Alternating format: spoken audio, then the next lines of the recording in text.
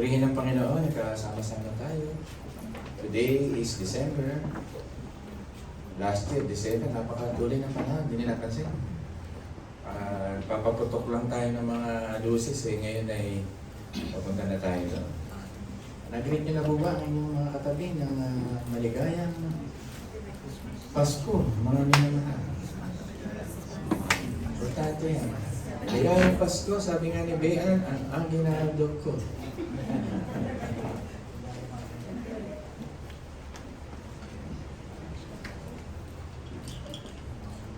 Sa inyo na inassign ko sa prayer meeting prayer meeting sa ating simbang gabi ay makinig po kayo mabuti ngayon dahil lalatag ko sa inyo yung mga ilang foundations para hindi kayo mawala sa context ng Hebrew. Hindi kayo gagawa ng mga inventong mukhang katunog lang para malaman ninyo ito palang dapat. Thank you, Tan. Nire-record mo. Sana mapakinggan ng lahat ng speakers. At kayo din naman, pakinggan nyo rin ito mga minamahal. Amen po ba? Amen. Nag-iisip ako nitong 24 kung sa inyo mga leader, iiwan ko sa inyo kung pwede tayo magkita siguro ng kasi naka-online na tayo. Iniisip ko yung 24 ng pag-isipan yung mabuti, sabihin nyo sa akin kung gusto nyo mag-meet. Ito ay kahit 7 to 9 lang, tapos konting salo-salo ng gabi. Willing naman kaming ibigay yan. Willing kaming wala nang pasok ang lahat no? Yan, sa inyong mga leaders, sinasabi ko mag-meeting tayo kasi a few years naman tayo nag-online na. Kahit na yung 24 man lang ay magkaroon tayo ng worship service. Anong araw yun? Tuesday? Tuesday. Sabihin nyo sa akin mamaya, mag-meeting kayo. Siyempre, kailangan natin ng pagkain. At ako naman, di naman problema sa pagkain kasi pagkain sa bahay, dadalhin nyo rin. Joke lang. Dahil, lagi naman online. Tapos, kung magbibigay kayo ng mga gifts, doon na lang sa 24. Huwag na sa 15. Okay ba yun, mga minamahal? Kausap ko kayo, okay ba kayo? May mga lakad pang iba sa inyo. Magsabi lang, pagka alanganin, ay tingnan natin, pwede naman pag-usapan. Majority nandito, no? Mga lakad ba? Sige. Basta mamaya, meeting lang na konti. Kung ako'y pasabi ko lang naman yan. Kasi few years na tayong, baka next year, mag-face-to-face na talaga tayo dun sa simbang gabi. Ngayon yung ending na natin sa mga online na mga services. Kasi wala namang COVID na. Kaya talagang next year, I'll see to it that everybody is there. Amen po? Ganun lang naman yan. Sige po, tayo'y tumuloy sa ating pag-aaral. Ang Book of Hebrew, ang tawag po dito ay Messianic Book. Ang tawag sa mga tao na Hudyo sa Book of Hebrew ay Messianic Jews. Sila po yung katangi-tanging tawag sa kanila, Messianic Jews. Yan. Dito po ay nakita nila yung fulfillment kay Jesus Christ. Pinanganak ang ating Panginoon sa Kristo. Siya yung nagpo-foreshadow ng Old Testament. Ang Old Testament po ay mahalaga dahil maunawaan natin siya dahil kay Kristo. Si Kristo po o ang ating Panginoong Jesus ang fulfillment ng lumang tipan. Kaya nga may bagong tipan, ibig sabihin niya siya yon. Ang shadow, ibig sabihin yung inihahandog na baka ay ihahandog ang Panginoon. Ang insensong mabango na naamoy ng Diyos ay yung handog ni Kristong mabango, yung kanyang communion in a while ay tinanggap ng Panginoon. Ang grace ng Panginoon ay through our Lord Jesus Christ, yung Old Testament ay law. At natupad lahat ng Panginoon yung law sa pamagitan ng kanyang the righteousness, Jesus Christ yun. Kaya napakaganda na makita ng mga Messianic Jews na ito na wag nang bumalik sa dati sapagkat fulfilled na. Ang tendency kasi ng mga mga recipient nito, ibig sabihin mga Kristiyanong naririto ay bumalik sa dati dahil may pagsubok sila ditong matatalim na mga pagsubok. Gusto nila talaga lagi kung maaari kaya ka pang Panginoon. Pero sinabi ng Panginoon sa kanila that you are complete, I am more and better to anyone else, prophet, angels, the law. Kaya nga binabanggit dito yung mga bagay na ito. Na kay Kristo pong lahat. At sinasabi ng Panginoon that ang relationship nyo sa akin ang basis na ng inyong happiness, not na yung religion. Marami po ngayon, ang basis ng kanilang happiness ay religion. Hindi na po tayo ganun. Ang religion po natin ay based na sa ating Panginoon. Excuse me po. We are saved by the Savior, not a system. Ito yung pinapaliwanag ng Panginoon. Kasi sa Old Testament, parang system. Ang Iglesia ni Cristo, system. Ang Romano Catholico, system. May dadaanan kang mga, ano tawag nga dito? Ate Adeline, yung mga sacrament. Maraming system. Mga relihiyon po, system. Tayo ay Savior. Inaalis na ng Panginoon yun. Ang problema nandito sa Book of Hebrew, sa mga speakers, makinig kayo, dahil sa sobrang grace, sa sobrang love ni God, sa sobrang niyang mapagmahal, ay may tendency silang maging tamad. Di ba? Parang karaniwan sa Kristiyano gano'n na pagka grace na kami. Parang may tendency na silang maging tamad. Kaya sinulat ko rito na may mga ilang bagay, ang ganyan po mabuti. Yan. Ay. Nag-high-tech ako eh. Labo naman ang mata ko. Yan. Kaya sabi ng Panginoon dito, dahil may tendency kayong maging tamad, sabi niya sa chapter 2, verse 1, pay more careful attention.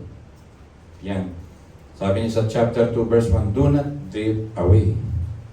Sabi niya sa chapter 3, verse 6, humawak kayo na may katapangan sa inyong pag-asa. Sabi niya sa chapter 3, verse 12, huwag kayong tatalikod sa inyong Diyos na buhay. Sa chapter 4, verse 14, humawak kayo ng matatag sa inyong pananampalatayang inaangkin sa Panginoon. Chapter 6, verse 1, kayo ay maging matured, sabi ng Panginoon. Chapter 10, verse 35, ay huwag niyong itatapon ang inyong mga confidence. Chapter 10, verse 39, huwag na huwag kayong tatalikod sa inyong pananampalataya. Chapter 12, verse 1, tumakbo kayong may pagtsatsaga sa ating mga takbuhin. Iyon po, nagpaalala ang ating Panginoon dahil nga may tendency nga mga Kristiyano pagka, ligtas naman ako eh. May biyaya naman ng Diyos, kaya gano'n. Ang problema naman sa kanila ay bumabalik sa nakaraan. Kaya yung Book of Hebrew, maraming Kristiyano bumabalik sa nakaraan. Yung author nito, na maraming nagtatalo-talo kung sino, di ba sabi ko sa inyo, para sa akin si Paul. Pero huwag niyong tanggapin yun. Kasi mag-aaral kayo mabuti kasi iba't ibang mga scholar hindi tinatanggap din si Apostle Paul. Dahil nga sa mga time. But Paul, may assure pa sa tinatanggap ko siya kasi yung scholarly presentation of Leviticus. Pero hindi malinaw na sinabi si Paul ang author. Pangit po sa isang pastor na kukuha ng posisyon, hindi naman malinaw na sinasabi. Kumbaga, opinion ko lang yan. Kaya maging ano sa inyo. Pagka hindi sinabi yung author, wag po natin tanggapin yung author. Huwag tayo mag-speculate. Ang sabi ng author dito, si Jesus Christ ay better. 11 times. Sinabi ng author dito, si Jesus Christ ay superior. 4 na beses. Sinabi ng author dito, si Jesus Christ ay greater. 7 beses. Ibig sabihin, ang laman talaga nito ay si Jesus Christ. Kaya ang kapaskuhan natin ay si Jesus Christ. Amen ba doon? Kanino mas dakila? Si Jesus. Sa chapter 1, angels, mga propeta. Chapter 3, mas dakila siya kay Moses, representing the law. Chapter 4, mas dakila siya kay Joshua. Di ba? Ang daming mga... Chapter 5 to chapter 9, siya ay mas dakila sa lahat ng mga naging intercessors o naging pare. Yan po ang ating Panginoon. I-present ko lang po sa inyo para meron kayong idea. Tuloy-tuloy natin ang ating pag-aaral. Ngayon, si Jesus Christ dito ay kino-compare ng author sa mga lesser thing. Katulad ng anghel na binasa natin kanina. Alam niyo po, maraming grupo sumasamba sa anghel. Hindi nga sila tinawag ng Diyos kailanman anak. Sabihin mo nga sa katabi mo, ang palad mo pala. Bakit ka mapalad? Tinatawag ka ng Diyos na anak eh. Imagine mo yung mga anghel, hindi na tinawag na anak. At kailanman, sabi niya, tawagin niyo akong ama, hindi sinabi niya sa mga anghel doon. Sila ay mga messenger ng God, sumusunod kay God. Sila Miguel Arcangel, diba? Si Rafael, si Lucifer, former the beautiful angel. Pero tayo at ang anak ng Diyos bilang panganay na anak, magte-theology po ako sa inyo, ang pinakakuya natin si Jesus Christ ay tinawag na anak ng Diyos. Kaya nga, kayo kung lalakihan ninyo ang inyong pananampalataya talaga, yung inaawit natin, yung inawit ni Jess kanina, wala talagang buwang ang kalungkutan, mga pagdaramdam, mga depression. Sabihin ko sa inyo sa mga age ninyo, mga mental issues, kung lalaliman ninyo ang inyong pagmamahal sa Diyos. Sapagkat mahal na mahal ka ng Panginoon para ipakita ito sa inyo. Amen? Amen. Ang mensahe ng Book of Hebrew, speakers, this coming December, is don't settle for less. Yun talaga naman nun, don't settle for less, settle for Christ. Yun.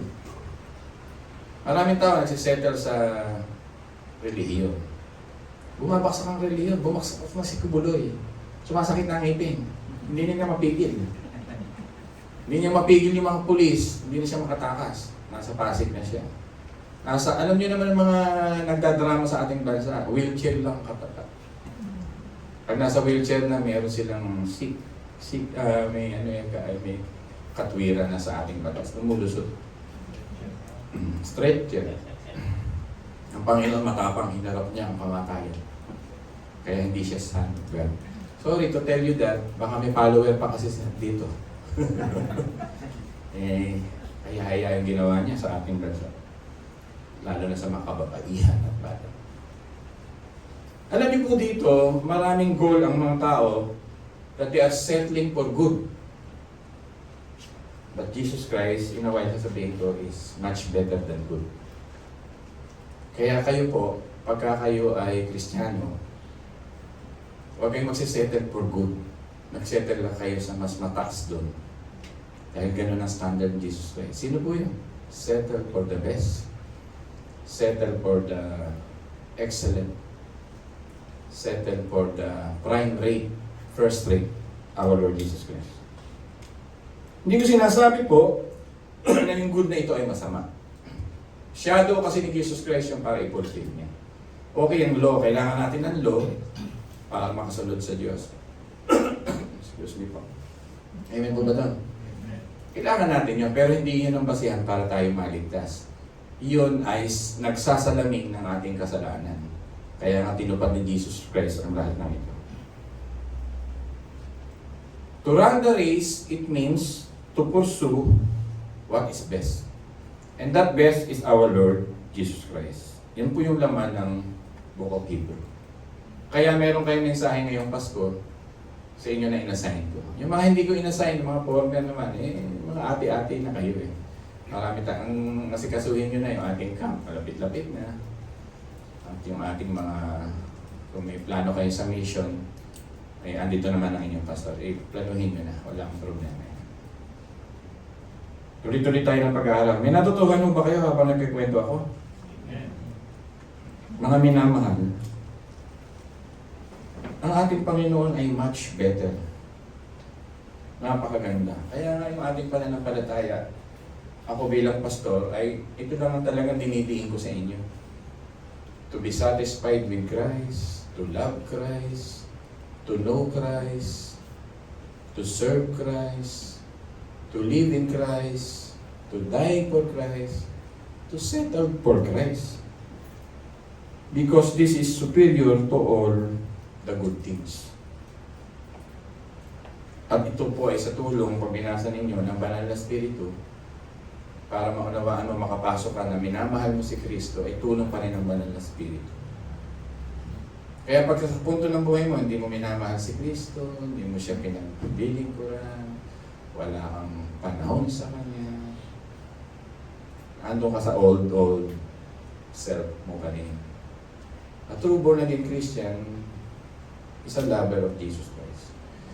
Inawit natin kanina, sakto lahat. Sabi ko, maganda yung mga choices ni Hazel that our Lord Jesus Christ ay talagang from history to history ay hindi nagbabago. Kanyang kapatawaran ay hindi nagbabago.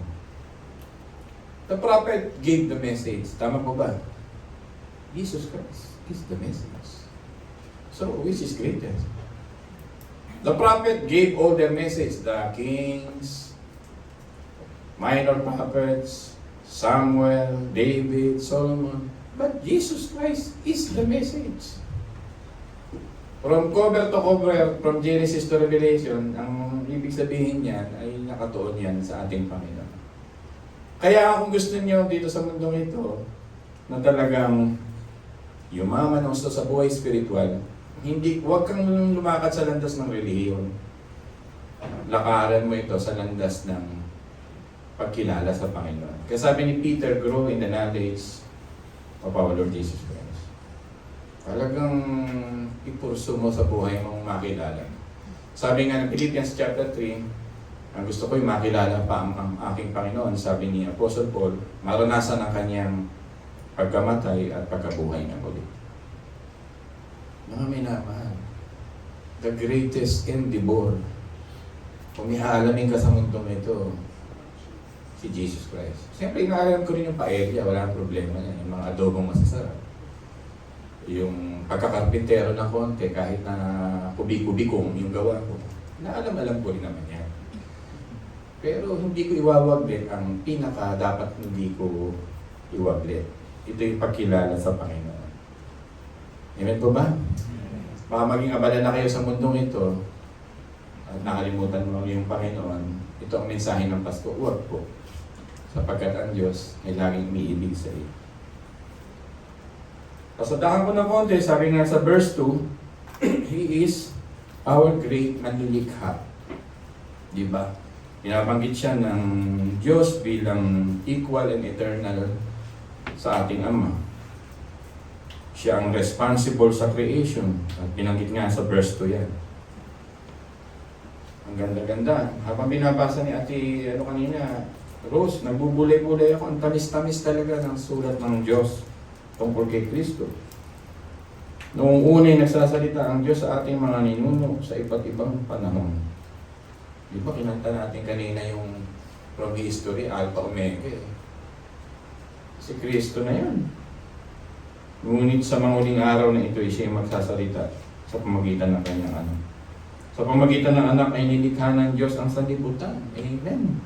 Trinity. Lalangin natin. Kaya nga siya ay creator. At siya ay piniling tagapagmana ng lahat ng bagay. Sabi mo sa katabi mo, ipamamana ka kay Kristo.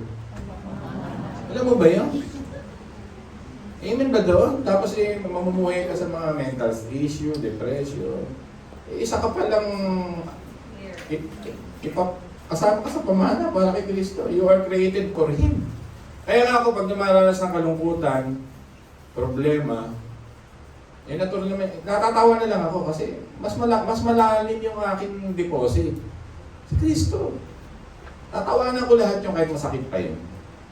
At hindi ko papansinin yun kasi deposito ko si Kristo. Hekale para takay. Ano ko si the precious deposits which is our Lord Jesus Christ. Wala mang tayong deposito sa bangko. Sino sa inyo ang walang deposito sa bangko? Taas ang kamay! Ay, lahat meron. Spiritually, ang deposito natin si Kristo. Yun yung Hekali Paratike na sinasabi ni Apostle Paul kay Timothy na iniiwan ko sa iyo. Meron ka nun. Sabi mo sa katabi mo, meron ka nun. Eh ngayon kung meron ka nun, bakit nga namumuhay kayong problematic? Namumuhay kayong parang laging talo na, natatakot. Hindi mo ba pwedeng gamutin yung isip na yan, yung puso na yan, pag may problema? Hindi ba pwedeng huwag kang mabalisa sa mga bagay? Hindi ba pwedeng pag wala kang isasaing, ngumiti ka na lang? Meron akong mayaman na pinanonood nung mahirap pa daw sila. Nanonood ko, nakalimutan ko lang yung kung sino sila eh. Nung mahirap daw sila, nung wala silang isasaing, wala silang lulutuin sa kanilang Pasko, mag-asawa sila. Hindi sila, maghahawakan lang daw sila ng kamay, magtititigan at magtatawanan at mangingitian. Wala tayong pera. Merry Christmas sa'yo. Dahil Kristiyano nga. I forgot their pero ngayon sila may isa sa mga mayaman na. Gusto ko lang sabihin sa inyo, pag nasa si Kristo, walang sirkumstansya sa buhay na maapektuhan ka. Gamot, solusyon ang ating Panginoon. Amen, people? Amen. Sana ganito na lagi tayo. Kasi how rich we are in Christ, yan nilalata ko sa inyo. He is the divine creator. Pangalawa, yung kaniyang pagiging Diyos. Sa verse 3, sabi nga, hindi no, di ba? Nakikita sa anak ang kaluwalhatian ng Diyos. Kung ano ang Diyos ay gayon din ang anak. Oh, ang linaw-linaw. Di ba ang Diyos, si Kristo, ganun din ang Ama. Sa wikang Griego ay character. Ganun ang pronunciation. Eh, saan ba nakuha yung salitang character? The character of God and the character of Jesus Christ, ayun ang tawag. The character of the Father is the character of the Son. Character. Kinuha yun sa salitang original na nabuo ng Amerikano na character. Tama yung pronunciation ko, Polish character. Eh, kung mag-aaral kami, karakter. Kamusta yung karakter mo? Ganun lang naman kami. Napakasarap. Nasabi rito si Jesus Christ ay napakagandang magmahal sa atin. Siya ay superior sa mga anghel. Di ba?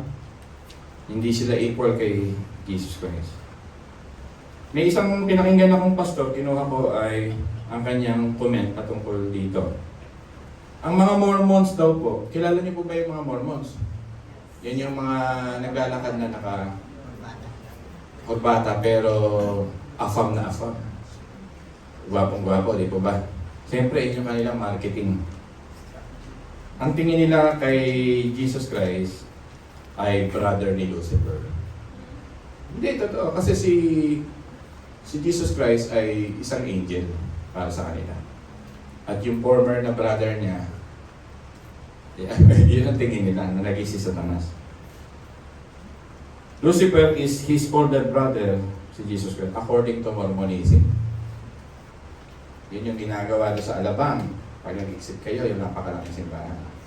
Pag nag-opening yun, dalag sa inyo. Yun po yun. Grabe sila, no? Yan ang tingin nila kay Jesus Christ.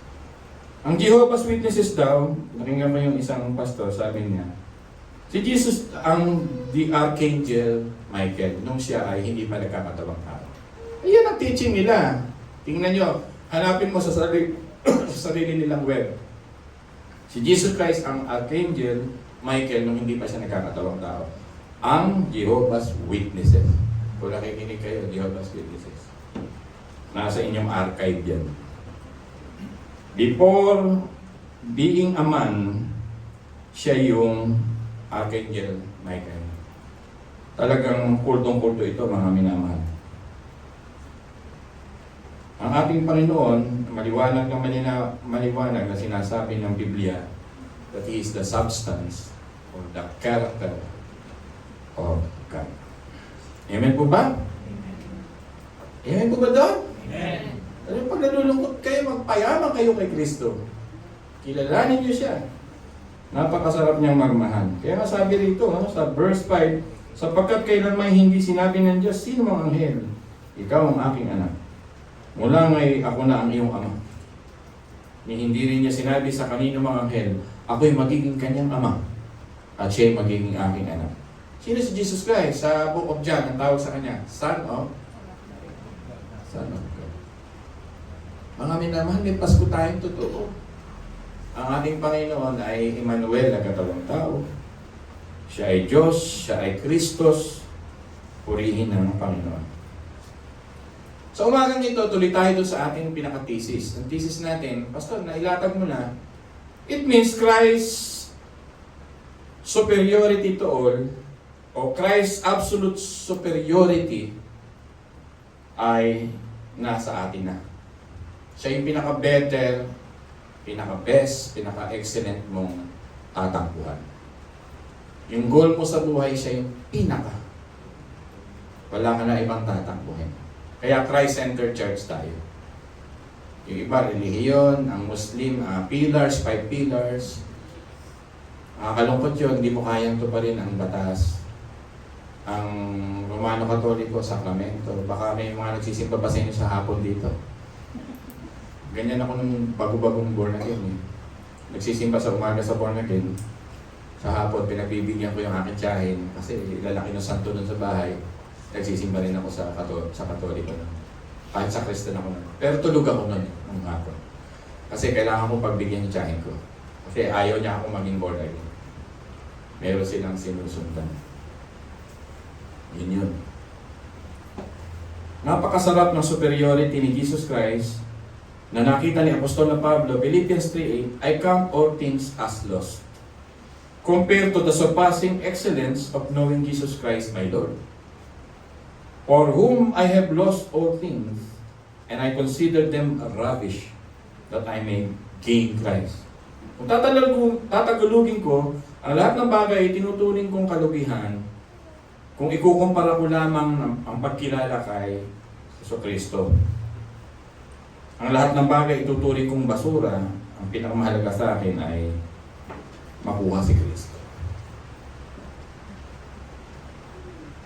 People of God, listen. This is the main point of the message. Once you experience the best, you won't settle for the less. Tama po ba? Tama po ba? Correct po ba? Di ba, kahit sa gamit, pag meron kang natikmang best na best para sa iyo yun, hindi ka na magsisettle for the less. Pag para sa iyo, number 1 pala ang National Electric Pan. Hindi ka na bibili ng Muslim Electric Pan. Wala na bang national? Brand namin yan, noong araw.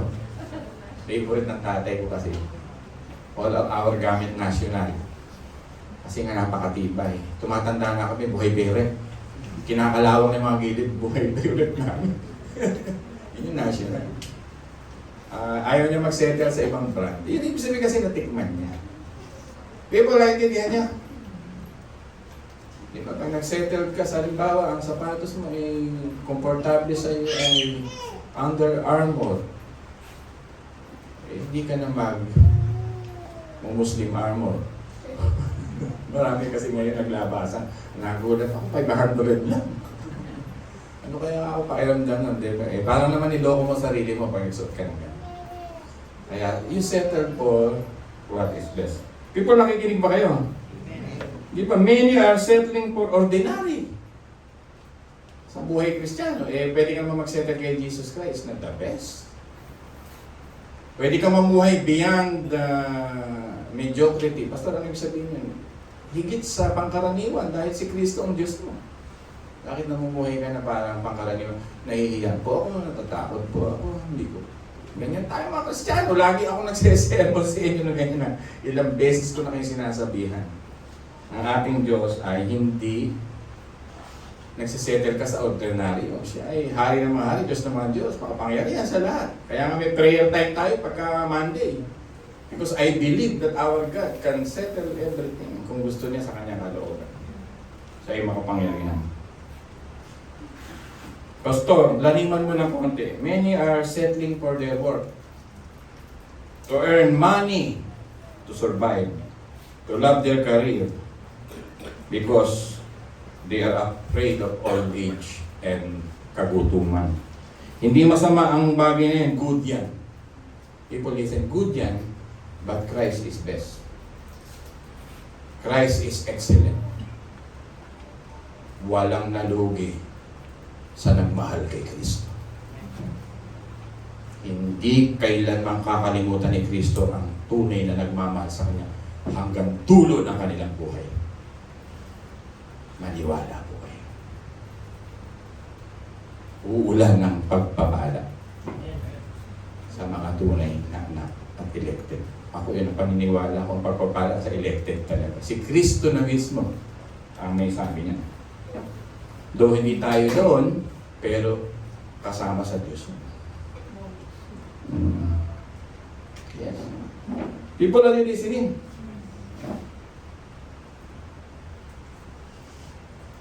Is Christ filling a large part of your life? Or money, career, at tinutulak pa natin ang ating mga mansuboy, kailangan marami tayong pera. E paano kung kulang sa Diyos? Kulang sa yamang spiritual? Kulang sa Panginoon? At pagdating na ng paghuhukom at appointed time at araw na kukuhanin natin ng Diyos, paano tayo haharap sa Diyos? It is all good. Wala, si Pastor di nagtuturong iwanan nyo yan. It is all good. But Christ is better. Kaya kung nga kay Kristo ka na, ba't tatalikod ka pa? Tama? Medyo radical yung sermon. Pero maraming takot kaming magutom, Pastor. Hindi nyo lang alam pinagdaanan naming hirap. Bakit sa tunay bang Kristiyano, pababayaan ba sila ni Kristo? Sagot. Pakilakas nga po. Eh bakit maraming mas marunong pa kay Kristo sa kanyang pamamahal? Maraming mininervous ngayon sa mundong ito. Sa politika, ano ba ang kinakahanap lang natin politika sa bansa? Pinapasahod natin ang ating mga politician para lang ba mag-away? Nahihiya ako sa kanila. Silipin mo, no, mga statesman, pero para mga hayop pag nagsalita sa television. Lumalabas ang maruruming mga pagmumura. Parang hindi tao. Parang walang kaedo-edukasyon. Alisin na natin yung spiritual na mga bagay. Ito ang nangyayari sa ating bayan. Pero kung ikaw ay naka Kristo, magagamot even yung ating activism sa heart. Amen po? Totoo yung sinasabi ko. Dumaan kasi ako dyan. Muntik-muntikanan na ako dyan. Pero sabi ko kay Kristo na lang ako. It is better. Maraming temptation ngayon na magsasabi sa atin, the satisfaction is in the world. Sabi ng book of Hebrews, our satisfaction is our Lord, Jesus Christ. Aanin mo ang lahat na kantan mo, mawawala mo ang iyong kaluluwa. Basta hindi nakakain yung sinasabi mo. Yan, practical. Hindi nakakain yan, basta sa tunay na buhay, basta ang gusto namin ganito. Kaya churches are struggling spiritually how to reform and transform people. Nag-uusap nga kami ni Candice nung araw, masaya na kami. Pag naguhulog ako ng piso para tawagan ko siya sa piso-piso na abutan ko dun sa mall. Ngayon pag naubos yung time limit mo, naubos yung piso mo. Tapos 5 piso sa tindahan. Sila Kuya Hilyata, 25 centimos na. Tama! Tama ako! 25 centimos. Tuwa-tuwa ako kay Candice na may baon ako. Matawagan, 5 piso, nasa tumatawag ako. Magkikita tayo mamaya. Nasunog na yung aming Love Mall. Yung, alam niyo ba kung ano yun? Nasa dulo ng monumento. Duran Central naman kami.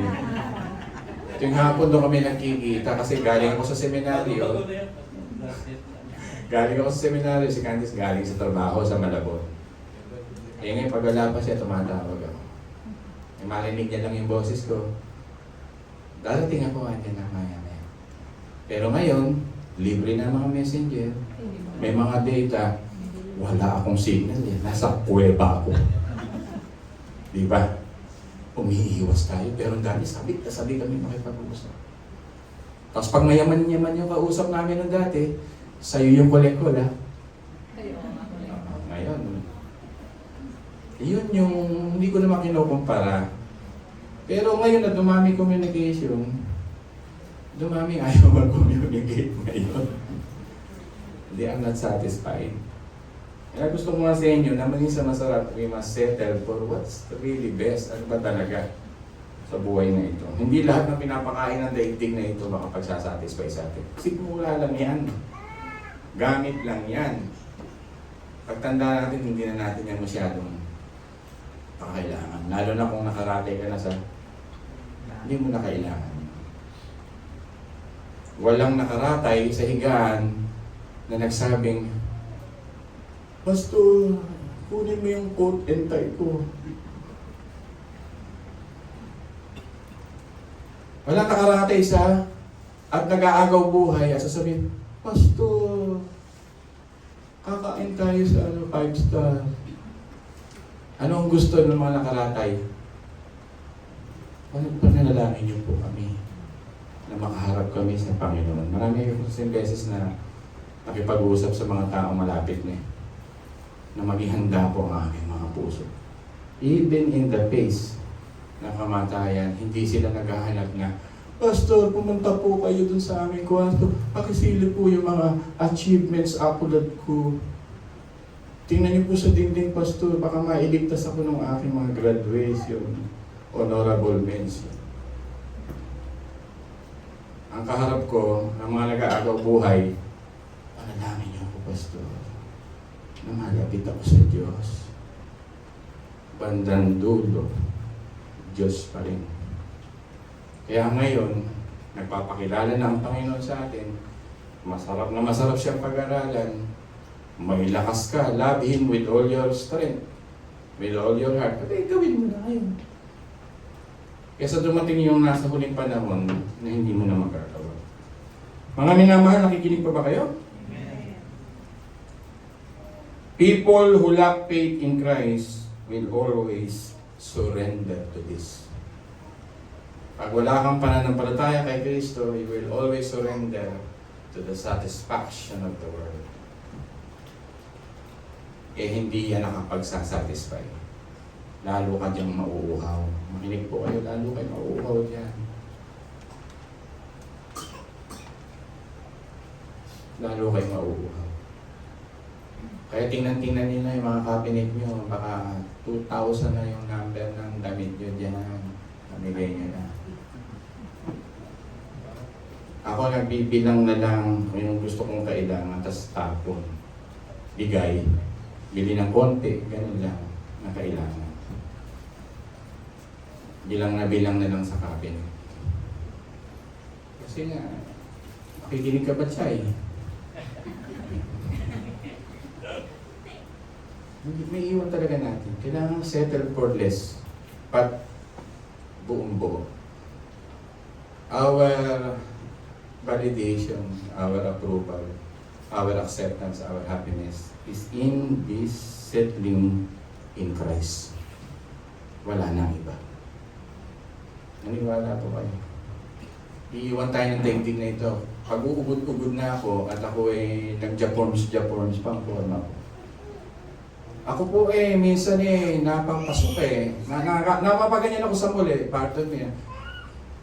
Nagaganyan ako Minsan may nakikita ko ito mga 70 years old na babae. Sabi ito ba sa puso dito naka-short. Tapos blonding ang buhok. Pagharap naman kamukha ni 70 plus na ito. Bakit pumorma ng ganito? Ayaw ibagay sa kanyang edad. Bining ang dating. Totoo. Napapaganon ako. Bini ang dating, pero ang edad niya hindi bagay. Hindi ko kilala yung Bini. Lani, research mo. Ako. Very choosy ako Ang Bini. Diba? Imagine nyo kami ni Kuya Hill, maglalakad halimbawa at ni Kuya Amado, at gagayahin namin si Carlos Yulo, nakalabas ang puso namin. Anong karumal-dumal? Because this is the world. Kung ano ang uso, ano po? Iinganyahin tayo. At tayo naman ay na-attract doon. Kaya nga tinuturo sa atin by morally, by materially, by spiritually, ang lahat ng ito ay sakop na ni Kristo. Magiging maligaya ka. Magiging tahimik ang puso mo. Magiging maayos ang lahat. Listen. Tumatanda tayo. Totoo po yung aking sinasabi. People, okay po ba? Wala tayong dapat pa-impress yan. Hindi tayo makapagpa-impress sa tao. May kasabihan nga, we're trying to impress people that hindi naman natin gusto. Di ba? Why not glorify God katulad ng pinanta natin kanina? Love God and be satisfied with it. Yun yung mga practical na bagay kong sinasabi sa inyo. Ang tagal-tagal ko nang tinuturo yan sa inyo. Be simple. Be a Christian. Christianity. Makitaan tayo ng Christianity, sapat na. Beautiful po yun. Malapit na tayo. People, are you listening? The author of the Hebrew is telling us, be settled in Christ. Christ is much better. Kailangan makulit ako rito. Because in Christ, you are not His second choice. He died for you. He became human because first choice niya sa salvation ang malapit sa kanyang mga kaibigan. Hari ng mga hari ay willing maging mukhang pulubi sa mundong ito. Ni walang lunggang matirhan, mahigaan, o mapanganakan. He came to this world to give you that best. Amen? No passion to be found in settling for a life that is less than Christ. Wag po tayo sa ganun. So, the last statement na gusto kong sabihin sa inyo, bubuuin ko yung salitang ito, makinig kayong mabuti kung sino si Jesus Christ. Una, siya ay, sabihin nyo, beautiful. Pakisabi nga po, beautiful. This is my message. At hindi ako matatapos magsalita sa inyo that my Lord is beautiful. Beautiful, beautiful. Jesus, you're beautiful. Di ba may kantang yun? I want the people to see the beauty of Christ. At sana sa buhay mo, ay maipakita mo rin ang kagandahan ni Kristo sa buhay ng mga tao. So that the hearts of people will become alive. Sabi nga ni Bayan kanina, hindi lang gamit ang ating kailangan.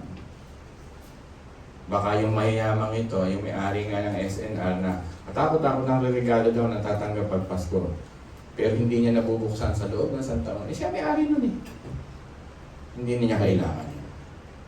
Pero malamang, kailangan nila ang Panginoon. Kailangan nila ang pag-ibig ng Panginoon. So tayo, present Christ more beautiful. Laging beautiful sa mukha at sa puso ng ibang tao. Ang dala-dala mo sa buhay mo ay beautiful. Amen po ba doon? Amen. One thing I have desired of the Lord, to gaze upon the beauty of the Lord. Psalm 27 verse 4. Psalm 45 verse 2, you are fairer than the sons of men. Sabi nga ni Isaiah, our eyes will see the King in His beauty. Sabi ng book of New Testament, Jesus is gloriously beautiful. 1,000 beautiful character and traits of our Lord Jesus Christ.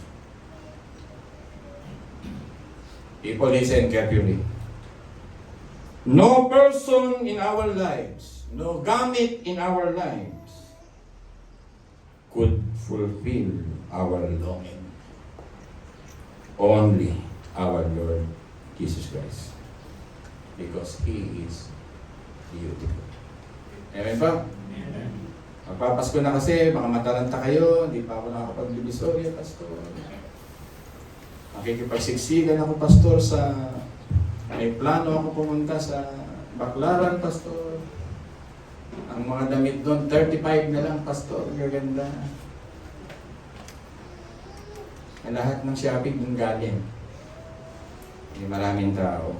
Puno-puno po ang DB Mart. Nung isang araw nandiyan ako. Nagkakagulo ang mga tao. Dahil lang sa kanilang sale. Beautiful ang Panginoon. Enough na po yan. Pangalawa, sabihin mo, excellence. Christ in His excellence is worthy. Awit natin kanya to be praised. Sakto may makanta natin. It means superlative. Ibig sabihin, pinakaubog na, napakaganda, nasa Kanya na ang lahat. Nasa Kanya na ang lahat sa Panginoon. Amen. Hindi ako pwedeng kantahan ni Candice na, nasa iyo na ang lahat. Wala po akong maraming pera. Baka awayin ako. Wala akong kaninumang tao na nasa Kanya na ang lahat. Pero pag si Kristo nasa iyo na ang lahat. Kaya yun ang napakatamis na pangako ng Diyos. Ang ibig sabihin ng excellence, sterling. Wow, basta parang notebook. Ang ibig sabihin ng sa wikang Griego ay first rate. Yung inawit natin kanina, sakto na naman, there is none like Him. Yun ang ibig sabihin nun. Isaiah 46:5, no comparison of our Lord Jesus Christ. Jeremiah 10:6-7, there is none like you. No one else can touch my heart like you do. At mga anak ko, hindi matatouch ang heart ko ng ganun kalalim. Ang Diyos ang magtatouch nun. Sabi nga ng Chronicle 17:20, we have never even heard of another God like you. Isaiah 49:9 and 10, God Himself said, there is none like me. I will do all my pleasure, I will do all my counsel. From ancient of time, from the beginning to the end, walang katulad ko. Ang Diyos ang nagsabi. Tapos aalis ka sa Kanya, mananabang ka sa Kanya, hindi mo siya paglilingkuran ng buhay mo? May something wrong with you. Hindi mo nakikilala ang Diyos. Baka hindi mo nakikilala ang talaga ang Diyos. Kaya tinatawag tayo ng Panginoon. Excellence. Amen po? Last two. Superiority of Christ. Sabihin nyo nga, superiority. Binanggit ko na kanina. Higher level than Moses, than the Lord, than the angels, than Joshua. It means He is our chief. He is our center chief. He is superior to all things. And lastly, the triumph. Sabi nyo, triumph. At dito ko mag-e-end. He triumphed in our sin. Yung gusto ng sin na mag-possess sa atin para slave tayo ng sin. Kung hindi nanawag ang Panginoon sa lupa at namatay sa krus ng Kalbaryo, nagtatagumpay ang kasalanan sa buhay mo. Pero hindi na siya magtatagumpayan positionally, legally. You are paid by God. Binayaran ng Diyos ang ating mga kasalanan. Una, letter B. Pangalawa. Pangatlo. Pangatapat. Ayan o, ibig sabihin nun. O sino yung best sa buhay mo? Yun. Amen. Tayo po lahat ay manalangin. At sana po may natutuhan mga speakers. Pinasahin ko kayo. Gawin natin yung Pasko na maganda. Basta yung 24, open naman ako dito. Pwedeng naka-online yung 24, pero mayroong nag-gather kung sino matira. At mag-fellowship tayo ng konti, manalangin kung sino matira. Unahin natin ang ating Panginoon. Kung nagpaplano kayo, 25 na lang kayo magplano. 24, mag-worship tayo. Sige po, tayo manalangin sandali, then I will call Deacon Hill and Elder Amado at sa ngalan din ni EB, Elder Bong ay in one spirit ay magko-communion tayo. Panginoon, salamat po na dito sa Book of Hebrew ay tinuturuan kami ng mensaheng to settle for best. At ito po ay dumating na. Actually, Advent is just a remembrance. It's already fulfilled. Tapos na ang Advent, dumating na ang completeness ng aming buhay, dumating na ang best sa aming buhay. At katulad lamang, Panginoon, ng communion, remembering that sweetness, that thoughtfulness, that hardship of our Lord Jesus Christ na nanaog sa lupa para bayaran ng aming mga kasalanan. Nawa nang usap sa aming buhay ang mga bagay na ito. Tulungan mo kaming laging tumingin sa Diyos sapagkat walang naluging nagmahal sa Diyos. Ang Diyos kailanman na hindi nang iiwan at nagpapabaya. He is the author of life, provider of our needs. Isang salita niya pwedeng bumaha ng tinapay, umulan ng karne, ng mana, at tunay na magyabong ang maraming bunga sa land of rest na ito with flowing milk and honey. And that land is already fulfilled in the person of our Lord Jesus Christ. Kaya tulungan niyo kami, Panginoon, na makita ito. Huwag madaya ni Satanas ang aming mga puso na ang akala namin nasa mundo, nasa gamit, nasa tao. Turuan mo ang aming puso. Mag-settle na kami what's really important in our lives. What's really the priority of our hearts. What's really the need of our spirit. At mamuhay po kami ayon sa iyong gusto at kaluwalhatian. Thank you, God, for the promise that we can settle for the best. And that is our Lord Jesus Christ. Maraming salamat po. In the mighty name of Jesus we pray. Ang ating sabi ng